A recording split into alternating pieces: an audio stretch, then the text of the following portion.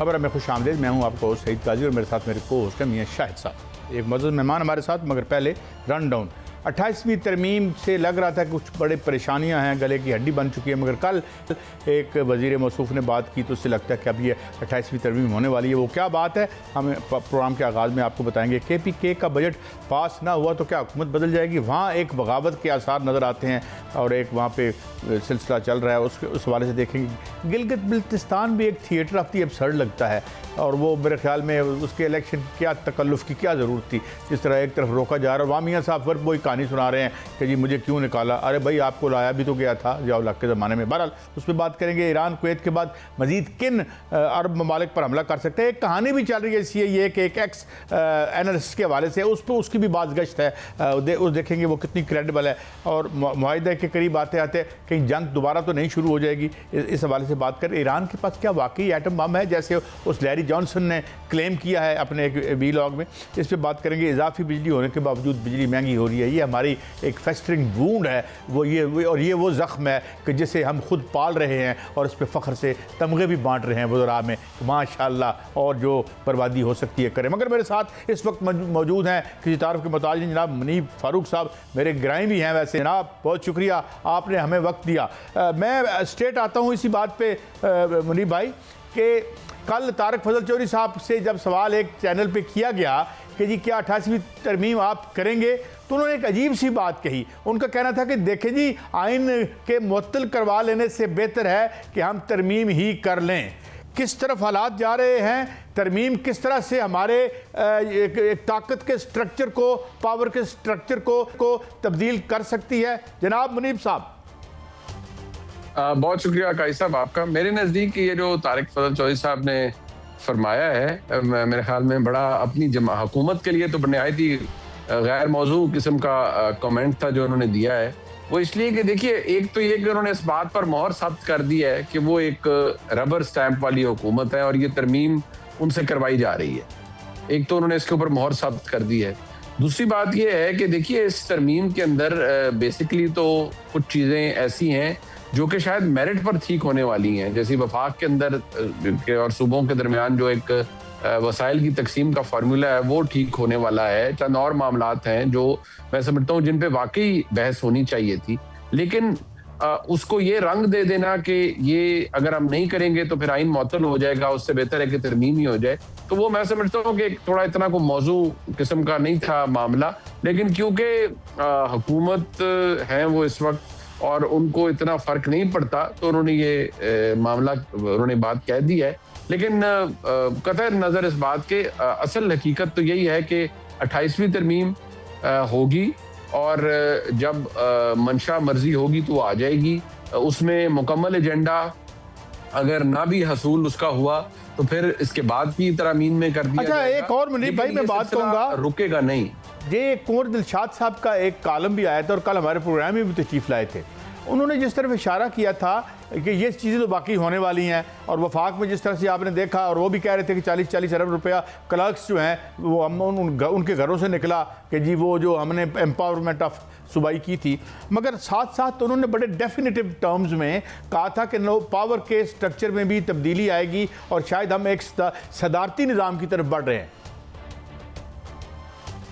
देखिए, जो कंवर दिलशाद साहब ने फरमाया ये उनका अपना तज्जिया हो सकता है जो उन्होंने दिया हो, लेकिन मैं समझता हूँ मैं उससे अभी एग्री नहीं करूँगा, क्योंकि ग्राउंड पे ऐसी चीज़ तो नज़र नहीं आती।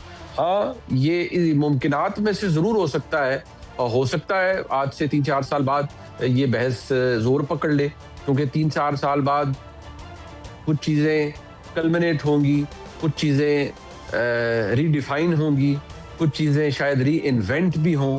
तो वो तो उस वक्त के सूरत हाल पर मुनहसर है कि ये मामला किस तरह चलेगा और किस तरह आगे बढ़ेगा, क्योंकि जो हुकूमती स्ट्रक्चर है उसके अंदर जो बातें आपको बहसियत सहाफ़ी सुनने को मिलती हैं, उसमें तो मामला 2030 तक का नहीं बल्कि उससे आगे भी नजर आता है कि जो बातें हो रही हैं या जो प्लानिंग्स हो रही हैं, अब वो हुसूल उनका मुमकिन है नहीं है इसके बारे में मैं कुछ नहीं कर सकता या कुछ नहीं कह सकता।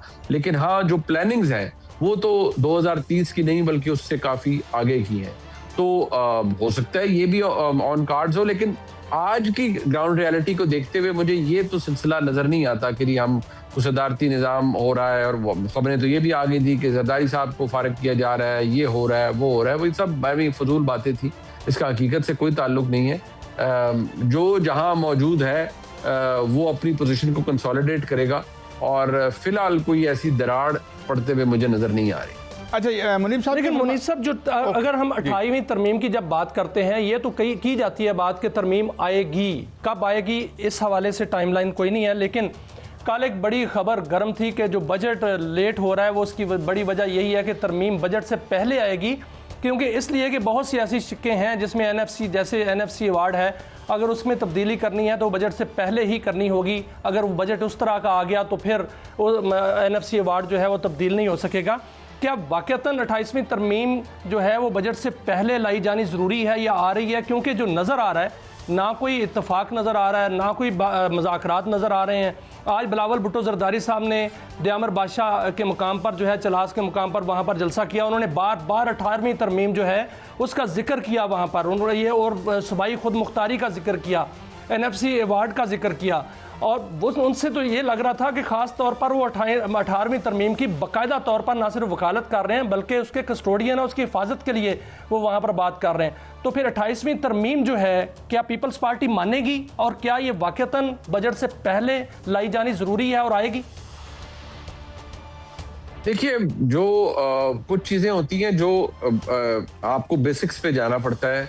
आईनी तरमीम के लिए नंबर्स चाहिए। क्या तहरीक पाकिस्तान पीपल्स पार्टी को माइनस करके ये तरमीम लाई जा सकती है? जवाब है नहीं।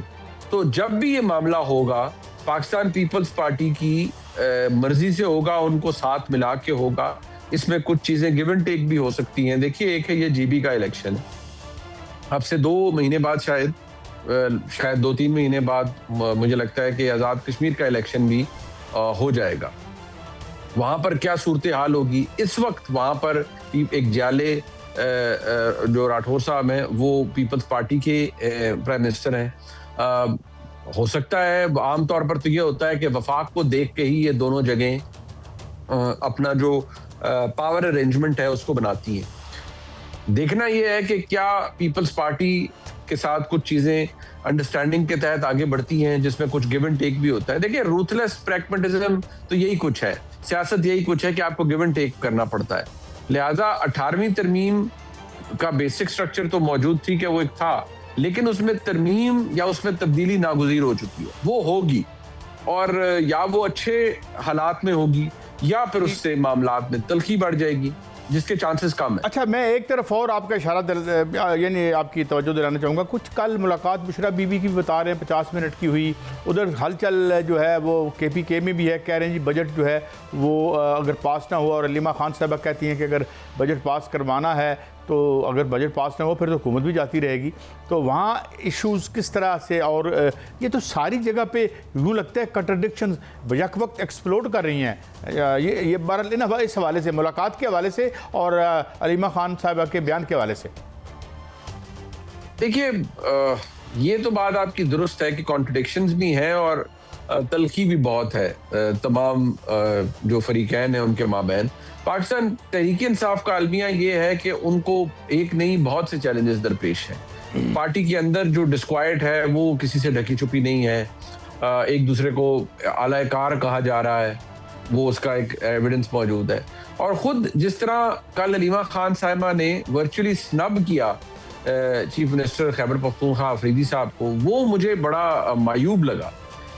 2 मौक़ों के ऊपर, यानी अफरीदी साहब बात कर रहे हैं अपने बजट की, तो अलीमा खान साहिबा जिनका ना कोई सियासी बैकग्राउंड है ना कानूनी मामलात को वो समझती हैं, उन्होंने तो निहायत ही एक वो जिसे कहते हैं कुल्हाड़ी पर पाँव मारने वाला मशवरा अफरीदी साहब को दे दिया, नोइंग द फैक्ट कि वो ऑलरेडी एक बहुत से मसाइल का सामना पाकिस्तान तहरीक इंसाफ कर रही है, और बहुत से ऐसे मामलात हैं जो ऑलरेडी खराब हुए हैं माजरत के साथ अलीमा खान साहिबा की इसी रवैये की वजह से।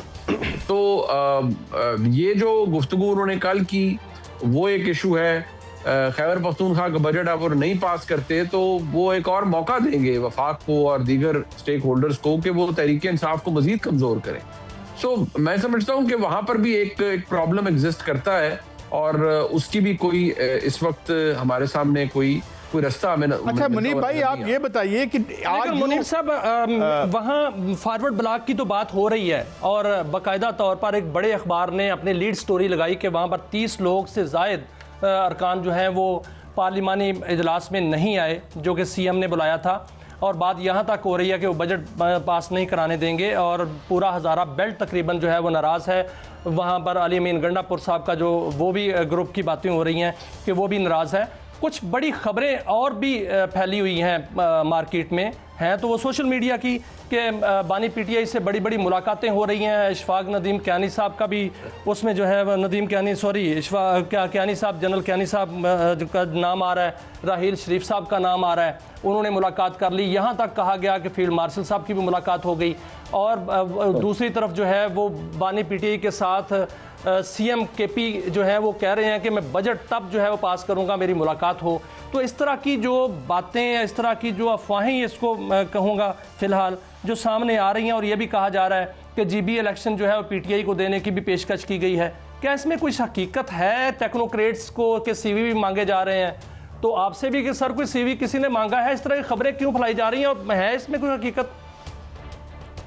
देखिए सबसे पहली बात तो है मियां साहब, मैं कोई टेक्नोक्रेट नहीं हूँ। हम जो काम कर रहे हैं वही अगर उसका हक अदा हो जाए तो बहुत बड़ी बात है। दूसरी बात ये है कि ये तमाम बातें एक दूसरे को खुश करने के लिए तो की जाती हैं, बाकी इनका हकीकत से कोई ताल्लुक नहीं है। खान साहब से किसी की मुलाकात नहीं हुई। हाँ उनकी अहलिया की हो जाती है हफ्तावार मुलाकात, बहुत अच्छी बात है। उनकी फैमिली की भी होनी चाहिए। मैं तो ये कहता हूँ उनका इलाज भी वहाँ होना चाहिए जहाँ वो चाहते हैं, ये तो उसूल की बात है। लेकिन जो बाकी बातें हैं कि फलाना मिल गया, ये हो गया, वो हो गया, वो दूर दूर तक उसका कोई हकीकत से ताल्लुक नहीं है जी। और ये तमाम बातें महज बस सोशल मीडिया की जीनत है। खान साहब से ना किसी की मुलाकात हुई है, ना खान साहब तक किसी की रसाई है। यही अलमिया है और पाकिस्तान तहरीक इंसाफ का सबसे बड़ा प्रॉब्लम भी आज की तारीख में यही है कि इमरान खान साहब तक ना रसाई है और ना ही इमरान खान साहब के लिए कोई रास्ता है जो निकल रहा है। मुनीफ फारूक साहब, it is always a great pleasure to have you on this show. नाज़रीन, ये कुछ चीज़ें, कुछ तब्दीलियाँ सदारती निज़ाम है या नहीं है, बहरहाल हम देखते हैं हर चीज़ की पॉसिबिलिटी है और कोई चीज़ भी रूल आउट की जा सकती है। एक ब्रेक के बाद हाजिर होते हैं। इम्पॉर्टेंट खबरें, ईरान क्या उसने एटम बॉम्ब बना लिया है, नहीं बनाया, ये are these rumours taking rounds, इन पे बात करेंगे। और जंग तो फिर दोबारा से शुरू हो चुकी है हम कह सकते हैं। एक ब्रेक के बाद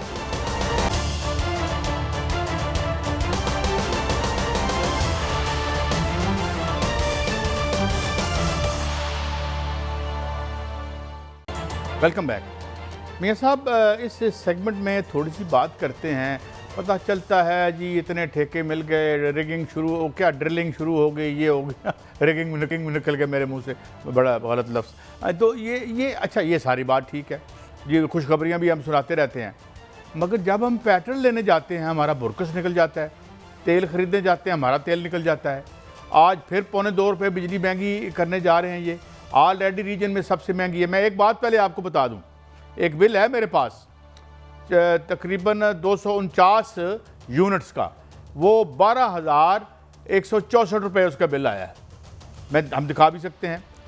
मैं सोच रहा था कि इतनी बिजली अगर किसी ने इंडिया में इस्तेमाल की होती तो मैंने 8 रुपये के हिसाब से, क्योंकि 3 रुपये की है वहाँ पे, तो 8 रुपये के हिसाब से वो 1520 रुपये 50 पैसे की बनती है। माशाल्लाह ज़रा है, हमारी महारत देखें तो अफ़गानिस्तान जैसे मुल्क में जो खंडर है, अरे वो तो और छोड़ें, हमारा वो मौजू नहीं है, 3 रुपये का एक अफ़गानी आता है। ये सारे माहिरीन माशाल्लाह हमने कहाँ से इकट्ठे किए थे जिन्होंने हमारी मईशत, हमारी सन्नत को इस तरह उस्तवार किया है कि बस नाम रहे अल्लाह का। मियां साहब देखें काजी साहब, अगर बिजली की बात की जाए, जो आपने बातें की हैं बिल्कुल ठीक की हैं, क्योंकि बिजली जो है बहुत महंगी है। लेकिन मैं एक दो खुशखबरियाँ आपके सामने रखूँगा और उसके बाद मैं आपके सामने हकायक भी रखूँगा, क्योंकि खुशखबरी ये है सबसे बड़ी आज कि सूबा सिंध के ज़िला सांगड़ से तेल और गैस का नया ज़ख़ीरा जो है वो दरियाफ्त हुआ है और बॉबी डीप 1 कुएँ से तेल और गैस के जो ज़ख़ायर दरियाफ्त हुए हैं, इसमें 2000 बैरल तेल और 1.1 million cubic fit gas daily यानी रोज़ाना की बुनियाद से यहाँ जो है वो बरामद होगी। और इस तरह की जो डिस्कवरीज हैं ये पहले भी हमने देखी हैं, और इसमें OGDCL का ये कहना है, ये OGDCL की ये कारकर्दगी है, उनका ये कहना है कि सांगड़ में और भी बहुत सी डिस्कवरियां जो हैं इससे जो है वो मिली है, उनको लीड मिली है कि और भी बहुत सी डिस्कवरियां होंगी। अब जो समंदर है उसके अंदर भी ड्रिलिंग शुरू हो चुकी है, डीप ड्रिलिंग शुरू हो चुकी है। आज एक बहुत बड़ा इजलास हुआ है कायद साहब, और वो हुआ है मुश्तरका बिजनेस काउंसिल का इजलास, पाक सऊदी मुश्तरका बिजनेस काउंसिल का इजलास। उसमें सऊदी अरब ने ग्वादर के अंदर और बहरी अमूर के अंदर, यानी समंदर के अंदर जिसको ब्लू इकॉनमी कहते हैं, वहां पर बड़ी सरमायाकारी करने का आज इंदिया दिया है। और आज के इजलास में पाकिस्तान की कंपनियों का, पाकिस्तान की हुकूमत का सऊदी अरब की कंपनियों के साथ बाकायदा तौर पर ऑनलाइन इजलास हुआ, जिसमें ये अयादा किया गया है कि पाकिस्तान के अंदर बड़ी सरमायाकारी होगी। अब हम बिजली पे आते हैं कायद साहब कि बिजली जो है वो महंगी क्यों है।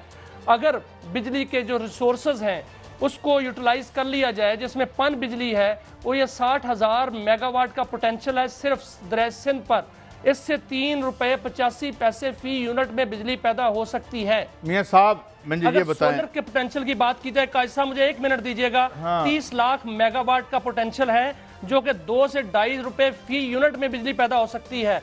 हवा से जो बिजली है वो 3 लाख मेगावाट का पोटेंशियल है, जो वन टाइम तो कॉस्ट है। अब हमारे जख्मों पे नमक छिड़क रहे हैं ना। जो थर में है 200 साल की हमारी जरूरियात पूरी कर सकता है ये कोयला, जिससे बिजली ₹6 फी यूनिट में पैदा होगी। कायद साहब मेरी बात इसमें बिजली जो है ₹2.25 में पैदा होगी, तो बिजली तो सस्ती हो सकती है। नहीं हो नहीं सकती, तो नहीं हो सकती मियां साहब। आज मैं यहाँ इस प्लेटफॉर्म पे बैठ के कह रहा हूँ, जब तक ये इंतजाम और इंसराम है, ये हुक्मरान है, नहीं हो सकती। मुझे बताएं, और $377 अरब तुम हमने खींच के निकाल लिया, और रोज खड़े होके जो है वो अरमानी का सूट पहन के हमें कहते हो हम गरीब मुल्क हैं, हम स्विट्जरलैंड से पैसे लेने जा रहे हैं, सैलाब आ गया है।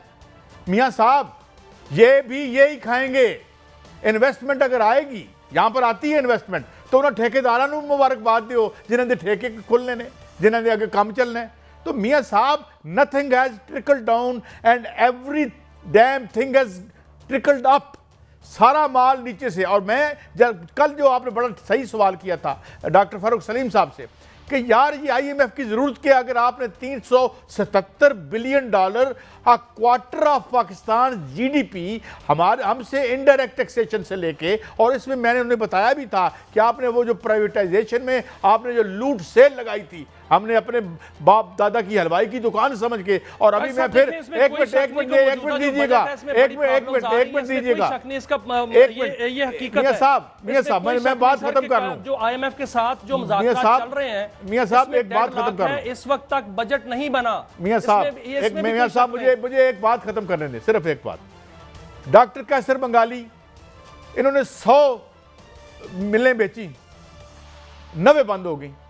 इनसे समझते हैं कि ये करेंगे और ये तरक्की करके सऊदी अरब से ये माल ला के तो गरीब आदमी को बैठे बैठाए घर में अरबपति बना देंगे। I am sorry, no one is going to buy it. इसीलिए मेरे ख्याल में CV मांगे जा रहे हैं टॉप के जो टेक्नोक्रेट्स पाकिस्तान में मुहैया है। जी प्लीज गो हेड नाउ। देखिए कायद साहब, बिल्कुल मैं वही बात कर रहा था कि आप बिल्कुल बात ठीक कर रहे हैं। बजट इस वक्त तक नहीं बन रहा, IMF के साथ डेडलॉक है। IMF कह रहा है कि GST बढ़ाओ, IMF कह रहा है कोई रिलीफ ना दो, IMF ये कह रहा है कि टैक्स छूट खत्म करो, IMF ये कह रहा है कि इलेक्ट्रिक और हाइब्रिड गाड़ियां जो हैं उस पर भी टैक्स बढ़ा दो। वो ये भी कह रहा है कि तनख्वाहदार तबके को रिलीफ ना दिया जाए। IMF ये भी कह रहा है कि GST 18 से 19% कर दिया जाए। ये भी IMF साथ साथ ये कह रहा है कि अखराजात कम करें, आमदन को बढ़ाएं।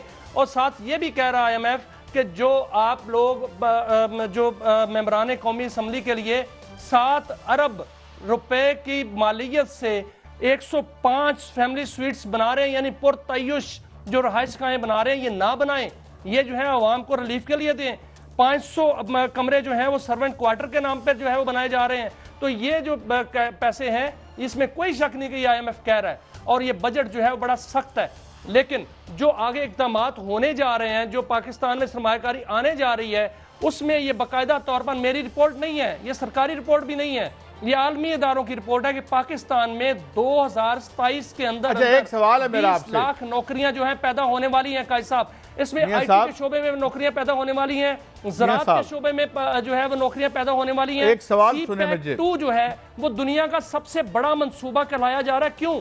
वो इसलिए कहलाया जा रहा है कि ग्वादर से लेकर खुंजराब तक और ग्वादर से लेकर जो है वो सेंट्रल एशिया साहब इंशाल्लाह ग्वादर से लेकर पूरे तुर्की तक ये तमाम जो सिर्फ एक मिनट जो ईरान है उसके अंदर से लेकर अजरबैजान तक ये सारे का सारा हब होने जा रहा है सर। मैं तो ये अल्लाह ताला से साल में मेरी बात सुने सर, एक मिनट, सिर्फ एक मिनट, एक सेकंड। उसमें 2028 में आपको जो है वो 20 से 30 लाख नौकरियां मिलेंगी, 2029 में 20 से 30 लाख नौकरियां, तो उससे पहले हम 2030 छाल मार देंगे, कहता है 1 करोड़ नौकरियां वो मिल जाएंगी इंशाल्लाह। चले मिल गई। अब मेरी बात सुने, बात यह है कि इंशाल्लाह अगले जान जन्नत से अल्लाह ताला से मैं दुआ करूंगा और हम जन्नत में ले जाए कि खिड़की खोल के हमें ये सारी तरक्की पाकिस्तान में दिखाए, क्योंकि in the long run we are all dead. अब एक सवाल है जो नईम और रहमान साहब ने किया है, 1800 अरब रुपया उन आईपीपीज को दिया गया अकॉर्डिंग टू नईम और रहमान, जो जमात इस्लामी के जो क्या हैं अमीर हैं, जिन आईपीपीज ने 1 यूनिट पैदा नहीं किया। ये आलम है में से करप्शन तो बहुत छोटा लफ्ज़ है, इसके लिए कोई हमें माहिर में अच्छा इसमें जो एक हुक्मरान जमात है उसके बारे में कहा जाता है कि मुझे नहीं पता, सोशल मीडिया पर चले 79 उनके हैं, नहीं गलत होगा, मगर चलें वो सारा गलत होगा। 1800 अरब रुपया जिन्होंने 1 यूनिट नहीं बनाया था, तो फिर मिस्र जो होकर बन के आ जाने तरक्की आ रही है। नहीं, मैं इसकी तोसी करता जाऊं, जो काजी जो जमात इस्लामी के अमीर हैं उन्होंने भी कुछ मुहतात अंदाजा लगाया है। ये 2000 अरब रुपया है जो कि आईपीपीज को दिया जाता है सालाना। इसमें अगर टैरिफ की बात की जाए तो टैरिफ में 17 रुपए से 18 रुपए तक जो है कैपेसिटी पेमेंट के हैं, 8 से 10 रुपए सिर्फ फ्यूल प्राइस एडजस्टमेंट है, जो कि सिर्फ जो बिजली की कीमत है वो 8 से 10 रुपए। ब्रेक है मियां बाकी जो पैसे हैं वो सारे के सारे आईपीपीज के पैसे हैं, इसमें कोई शक नहीं। मियां साहब ये आईपीपीज की बात है, इसमें भी कोई शक नहीं कि इसमें अगर देखा जाए कि 100 में से जो 70 आईपीपीज हैं वो मौजूदा हुकूमत के दौर में ही लगे हैं। मौजूदा हुकूमत की मैं बात नहीं कर रहा कि उनके नहीं है, उनके दौर में लगे हैं। 2013 से 2018 तक जितने भी आईपीपीज लगे हैं मौजूदा हुकूमत ने लगाए हैं, और इसका क्रेडिट भी लेते हैं। मियां साहब वो ब्रेक कहते हैं लेनी है, 10,000 मेगावाट के जो है वो मंसूबे लगाए। और इससे साहब ब्रेक लेनी है, सवाल ये है, सवाल सिर्फ इतना है, सवाल मैं मुझे ब्रेक लेनी है, सवाल सिर्फ इसी भी बात में ब्रेक ले दो।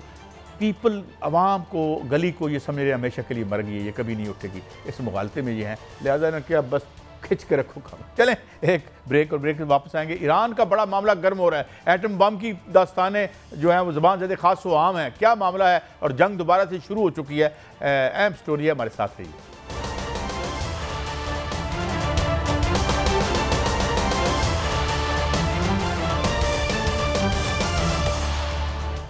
वेलकम बैक नाज़रीन, हमें इस सेगमेंट में ज्वाइन किया है जनाब air commodore retired Khalid Chishti साहब ने। Thank you very much Chishti साहब। हमारे साथ मौजूद हैं general retired Ghulam Mustafa sahab. Thank you very much general साहब। चिश्ती साहब, ये मैं आपकी तरफ आता हूँ, एक आगाज़ में ये फरमाइए कि ये जो कल से एक शोर मचा हुआ है, एक एक्स एनालिस्ट है CIA का, उसने अपने वीलॉग में जो बातें की, और फिर हमारे एक मुल्क के साफ़ी हैं उन्होंने इसको ट्वीट भी किया, जो गालिबन लैरी जॉनसन नाम है उनका, तो उनकी 2 बातें तो सही साबित हो गई, यानी Iran has pulled out of talks और ईरान ने दोबारा हमला कर दिया। अब उन्होंने कहा जी अगली बात यह है कि उन्होंने तो तीसरे मुल्क से कहीं कोई बड़ी न्यूक्लियर बम भी ले लिया है। How much credibility you lend to this claim, या कैसे देखते हैं आप इसको चिश्ती साहब? जी बहुत शुक्रिया काजी साहब और मियां साहब, आपने इनवाइट किया।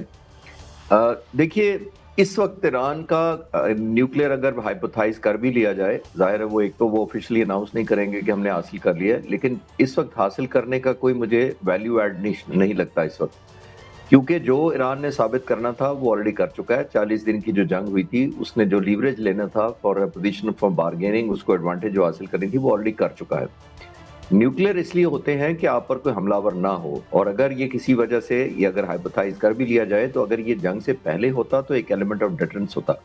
आप नॉर्थ कोरिया के आप मिसाल दे लें, आपके सामने है कि वो नॉर्थ कोरिया का सबसे ऑब्वियसली दुनिया में कहा जाता है कि ऑलमोस्ट अश्योर्ड किस्म का उनके पास न्यूक्लियर प्रोग्राम है, लेकिन उसको कभी आपने जिक्र नहीं सुना होगा मीडिया में, किसी प्रेसिडेंट ने नॉर्थ कोरिया को थ्रेट नहीं किया होगा। उसकी वजह यह है कि जब आप एक अश्योर्ड ऑलमोस्ट बेशक अनडिक्लेयर्ड हो, एक न्यूक्लियर ताकत हो जाते हैं तो फिर आपको चैलेंज नहीं करता, फिर आपके न्यूक्लियर प्रोग्राम्स को कोई नहीं करता। फिर ईरान की तरह जो 2015 JCPOA के रिजल्ट में उसने 2015 में 8 टन जो न्यूक्लियर रिच मटेरियल रूस के हवाले किया था कैस्पियन सी के रास्ते, वो आपको नहीं करना पड़ता फिर, क्योंकि आप एक ऑलरेडी न्यूक्लियर होते हैं। तो मेरा ख्याल है इस वक्त ये न्यूज़ सिर्फ उसको मिस आइडेंटिफिकेशन या एक प्रोपगेशन का एलिमेंट लगता है, क्योंकि मेरा नहीं ख्याल इस वक्त कोई लीवरेज दे सकता है, जब ऑलमोस्ट एक वन टाइम राउंड हो चुका है जंग का और सीज फायर हो चुका है। इस वक्त ईरान की ऑलरेडी एक new found position of strength है जिसको वो कन्वर्ट करना चाहता है। तो मेरा ख्याल है इस वक्त प्रेसिडेंट ट्रंप को भी पता है, इसलिए आपने देखा कि एलिमेंट ऑफ फ्रस्ट्रेशन हो रही है कि उनको मिलिट्री उनके वो ऑब्जेक्टिव उनको नहीं दिला सकी पोजीशन ऑफ बार्गेन के लिए प्रेसिडेंट ट्रंप को, और इसी वजह से आप देख रहे हैं कि वो मीडिया परसेप्शन और नैरेटिव की जंग जीतना चाहते हैं। तो आई थिंक ये उसी की कंटिन्यूटी है। अच्छा, तो लड़ भी रहे हैं आपस में ना, गालियां भी दे रहे हैं। मैं दूसरी तरफ आपकी तरफ आता हूं। एक तरफ ये बात आ रही है कि जो सदर ट्रंप हैं वो बार बार कह रहे हैं कि डील हो रही है, मुआहदे की तरफ पहुंच रहे हैं। आज उनका ताज़ा तरीन एक बयान आया कि मुज्तबा खामनाई साहब जो हैं वो मुज़ाकरात में शामिल हैं और हो सकता है कि अगले आने वाले दिनों में उनसे मुलाकात भी हो जाए, यहाँ तक बातें हो रही हैं। दूसरी तरफ ये बात हो रही है कि जो ट्रंप हैं वो नेतन्याहू पर जो है बाकायदा गुस्से हो रहे हैं, उनको गालियाँ दे रहे हैं और साथ साथ हमले भी हो रहे हैं। और कशम जो जजीरा है उस पर अमेरिका ने हमला किया है, इधर से ईरान ने जो है वो कुवैत पे, बहरीन पे, उनके अड्डों पर हमला किया है। और ये भी उन्होंने दावा किया ईरानी पासदारान इनकलाब ने कि हमने वहाँ पर उनका ना सिर्फ एयर डिफेंस सिस्टम जो है उड़ा दिया है, वहाँ बहुत बड़ा नुकसान हुआ है, 3 बड़े जो है धमाके हुए हैं। अमेरिका का कहना है ऐसा कुछ नहीं हुआ, हमने तमाम जो है उनके मिसाइल जो है वो हवा में ही भस्म कर दिए हैं। तो ये दोबारा क्या जंग की तरफ मामला जा रहा है? एक तरफ मुज़ाकरात की बात करते करते दूसरी तरफ जंग छेड़ना, कौन इसको सर मुज़ाकरात नहीं चाहता और कौन इसमें शरारत कर रहा है? देखिए, एक तो हमें बड़ा वाज़ेह होना चाहिए कि ये जो मुज़ाकरात की बात करना, फिर उसको तूल देना, फिर उसको लटकाना, ये सब कुछ उस पूरी गेम का हिस्सा है जो ट्रंप साहब और नेतन्याहू हमारे साथ खेल रहे हैं। ये हमारी अपनी वो परसेप्शन ये थी कि भाई ट्रंप साहब अमन चाहते हैं, ट्रंप साहब पीस चाहते हैं, ट्रंप साहब नेतन्याहू को मजबूर कर रहे हैं, वगैरह वगैरह। ये सारा ड्रामा जो हमें सामने नजर आ रहा है।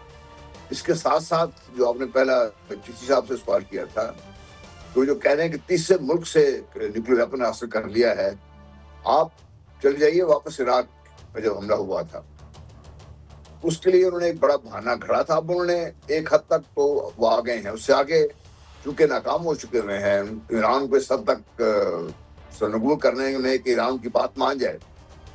और साथ ही साथ उन्होंने जब इजराइल को इतना खुली छुट्टी दे दी है कि वो लेबनान में सब तक आगे चला गया है कि अब बैरूत डायरेक्टली उनके निशाने पर है, और साथ ही मगरबी किनारे का जो छोटा बड़ा हिस्सा रह गया तो उस पर कब्जा कर लिया है, और गजा में भी अपनी चौकियां कायम कर रहा है। ये इजराइल की उस इलाके की रिपोर्ट्स हैं जो हमारा मीडिया कवर नहीं कर रहा। इन हालात में जब आप देखते हैं और आपको ये भी नजर आ रहा है कि ट्रंप साहब के और नेतन्याहू के ये जो हमले थे अमेरिका के, इजराइल के, ईरान पर, इस पे रूस ने और चीन ने सिर्फ बातचीत की हद तक ही अपना एक रखा है, बयानात की हद तक ही रखा है। ठीक है, उन्होंने हथियार दिए हैं, उन्होंने वगैरह वगैरह दिया है सारा कुछ, लेकिन वो खुलकर सामने आ नहीं रहे। और 3 अमेरिकी बहरी बेड़े जो हैं बहुत बड़े, 13 में से 3 न्यूक्लियर पावर्ड एयरक्राफ्ट कैरियर के साथ यहाँ इस खत्ते में मौजूद हैं, उनकी एयरफोर्स मौजूद है, फौज मौजूद है। मैं तो समझता हूँ कि वो एक नेक्स्ट राउंड की तरफ जाना चाह रहे हैं, जिसके लिए ये सब कुछ मामला घड़े जा रहे हैं। दुनिया को बताया जा रहा है कि ईरान खतरा है, और दुनिया को यहाँ तक बताया गया है, उनके जो वॉर मिनिस्टर हैं, कि अगर ईरान के पास न्यूक्लियर वेपन आ गया तो वो तो इजराइल को तबाह कर देगा। और ये बात नहीं कि इजराइल के पास न्यूक्लियर वेपन है, वो क्या करेगा। तो इस सारा कुछ मेरा ख्याल है कि एक खास मंसूबे के तहत ही कुछ हो रहा है, और कोशिश उनकी ये है किसी न किसी तरीके से ईरान को कितना प्रोवोक कर दिया जाए। अब उन्होंने प्रोवोक तो कर दिया, उन्होंने जब कश्मीर आइलैंड पर हमला किया। आपने बड़ी बात की है, ये बड़ी बात की है। इस हवाले से मेरे पास कुछ हकायक हैं जो कि आपने भी बयान किए हैं कि ये बहाना गढ़ा जा रहा है, क्योंकि गजा, मगरबी पट्टी, गोलान की पहाड़ियाँ, यरूशलेम के बाद लेबनान, और अभी जो है वो कई हज़ार किलोमीटर का इलाका जो है वो इजराइल कब्जा कर चुका है, आगे वो बढ़ रहा है। और साथ ग्रेटर इजराइल का जो मंसूबा है उसको मुकम्मल तौर पर जो है वो उसकी तरफ जो है वो गामजन है। और इस तरफ जो है वो मुस्लिम दुनिया मजम्मत से मजम्मत और बस क्या कोई हाथ रोकेगा या मजम्मत करते करते नील से फरात तक और करबला से मदीना तक फिर वो आगे बढ़ता जाएगा? देखिए, ये तो मैं तो नहीं कह रहा सिर्फ बात ये, अब तो मगरबी मीडिया खुल के ही बात कर रहे हैं, उनके एनालिस्ट खुद ये बात कर रहे हैं कि इजराइल को इस हद तक बढ़ने की इजाजत दे दी गई है कि वो जो उनके ज़हन में ख्वाब है ग्रेटर इजराइल का, उसको पूरा करने दिया जाए। और जब वो पूरा होगा तो फिर आप देखिए कि उन्होंने जो जोग्राफिया इजराइल ने अपने लिए बनाए रखा है वो कहाँ तक होगा उसका, वो तो जोग्राफिया की हद तक तो आपको नजर आ रहा है सारा कुछ। और आपको ये भी नजर आ रहा है कि जब से इजराइल वजूद में आया है उस वक्त से लेके आज तक इजराइल मुसलसल जोग्राफिया उसका जो रकबा है वो बढ़ता ही जा रहा है। हर हादसे, हर जंग के बाद इजराइल के पास आप देखते हैं कुछ और टेरिटरीज पे कब्जे में होती है। अब तो उनके खुद जो पिछले मुस्ताद के एक चीफ थे रिटायर्ड, वो कह रहे हैं कि नेक्स्ट टारगेट हमारा इजिप्ट और टर्की हो सकता है। वो ये हमें किसी की गलतफहमी में नहीं रहना चाहिए।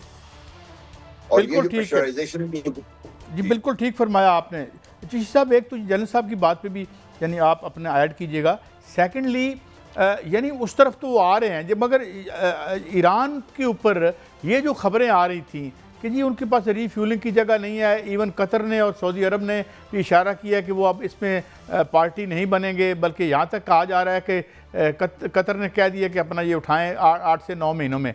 तो how do you see it unfolding? And और एक जो सर जनरल साहब ने पर्टिकुलरली कहा है कि वो कामयाबी से एक्सपेंशन किए चला जा रहा है, जिस तरह हम देखें ग्राउंड पे जो सिचुएशन है। चिश्ती साहब जी बिल्कुल आप सही कह रहे हैं। जनरल साहब बिल्कुल ठीक कह रहे थे कि इजराइल इतने सालों में देख लिए, ओरिजिनली नक्शा देखें, इवन 1967 पे जाएं जिस पे पाकिस्तान का ऑफिशियल स्टैंड है कि हम चाहते हैं कि वो उस पे सारा वापस नक्शा ड्रॉ किया जाए, फलस्तीन की एक आज़ाद रियासत की जाए। तो Israel I think bargaining leverage के पॉइंट ऑफ व्यू से आपने देखा लेबनान का हिस्सा कब्जा कर लिया, आपने गाजा का देख लिया और उसमें भी फर्दर एक्सपैंड करता जा रहा है। तो दिन ब दिन वो जिंदगी तंग करता जा रहा है, खासतौर पर गाजा के इलाके में। और आज से देखिए जब 1947-48 में ये डिसाइड किया गया था, ये जितनी बड़ी कॉन्स्पिरेसी प्लान हुआ था, उस वक्त इस इलाके में सिर्फ 15% जूस रहते थे।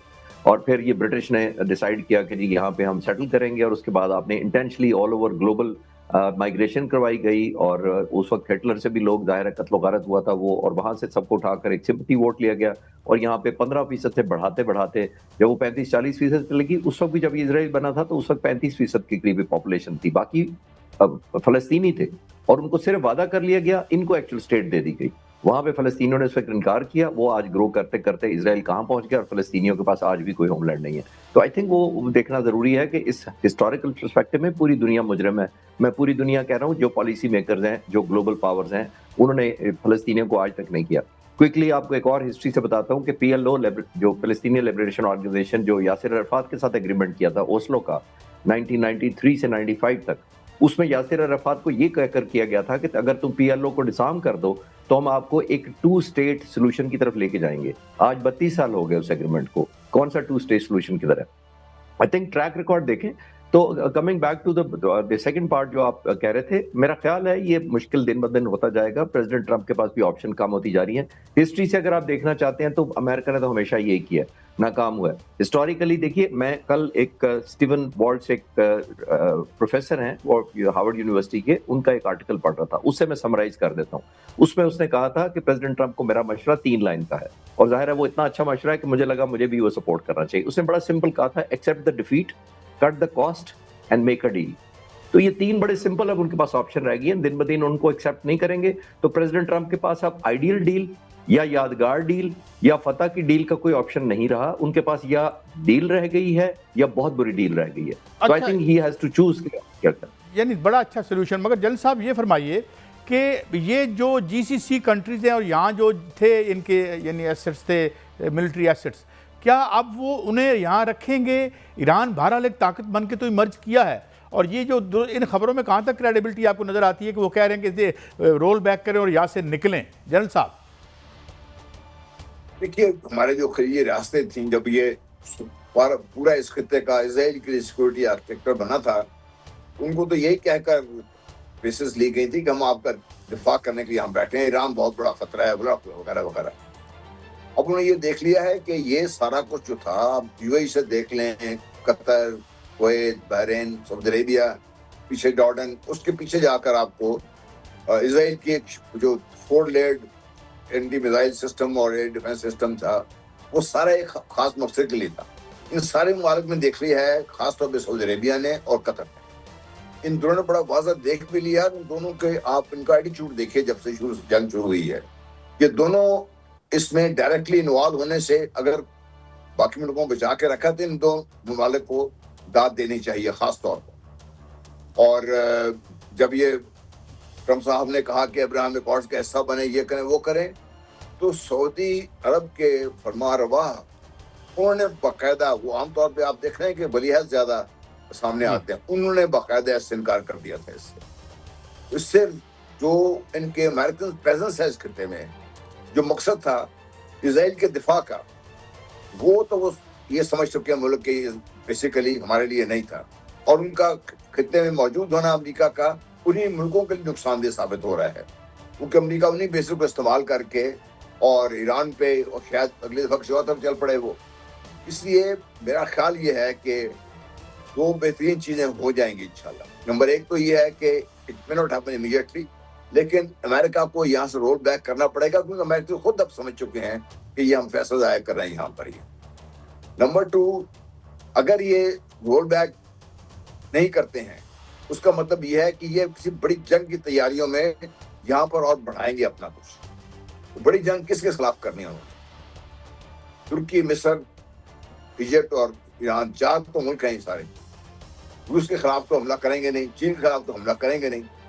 तो ये हमें पूरी हर जो भी इससे अब ये कॉन्स्पिरेसी थ्योरी नहीं रही, अब ये सब चीजें सामने आ रही हैं आपके। इससे मेरा अपना ख्याल ये है कि जिस तरीके से Saudi Arabia on the quite, Qatar openly इनसे कह रहे हैं कि आप प्लीज जाइए, हमारी जान छोड़ दीजिए, और इस खिते को मेरा ख्याल है कि अगर हम सब मिलकर ये कोशिश करें, उम्मीद यह है कि निकल सकते हैं। यूएई के बारे में कुछ कह नहीं सकता, क्योंकि यूएई के बारे में आपको सब पता है कि वो किस कैम में है, क्यों है और क्या कर रहे हैं।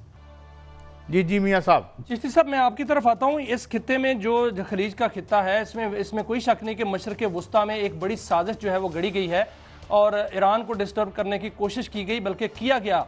और इसमें अभी सऊदी अरब जो है वो सामने डटा हुआ है, ईरान डटा हुआ है, कतर जो है वो खड़ा हो गया, इसमें कोई शक नहीं ऐसा हो रहा है। लेकिन इजराइल फिर भी आगे बढ़ रहा है और अभी भी ईरान पर जो है वो ताबड़तोड़ हमले किए जा रहे हैं। जजीरा कश्म जो है, एक तो मेरा ये सवाल होगा आपसे कि यही क्यों निशाने पर है? क्या ख़ास की वजह है कि जजीरा कश्म पर जो है वो हमले किए जाते हैं, उनको ही निशाना बनाया जाता है? और दूसरा सर ये बताइएगा कि क्या ईरान के पास अभी असला है इतना कि वो मुकाबला कर सकता है, जो कि पेंटागन कहता है कि उनके पास कोई असला नहीं बचा, ना फौज बची, ना बहरिया बची? तीसरी सर बात यह है कि दूसरी साजिश जो जुड़ी हुई है वो जुड़ी हुई है ईरान, पाकिस्तान के साथ, अफगानिस्तान की और भारत की और इजराइल की।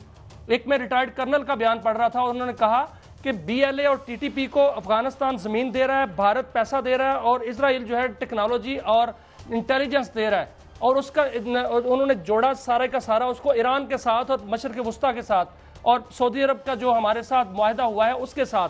तो क्या आप इसको अगर देखा जाए सारे सिनेरियो को, तो जो सारा ड्रामा की हम बात कर रहे हैं वो पूरे का पूरा ड्रामा खोल के साजिश सामने आ जाती है?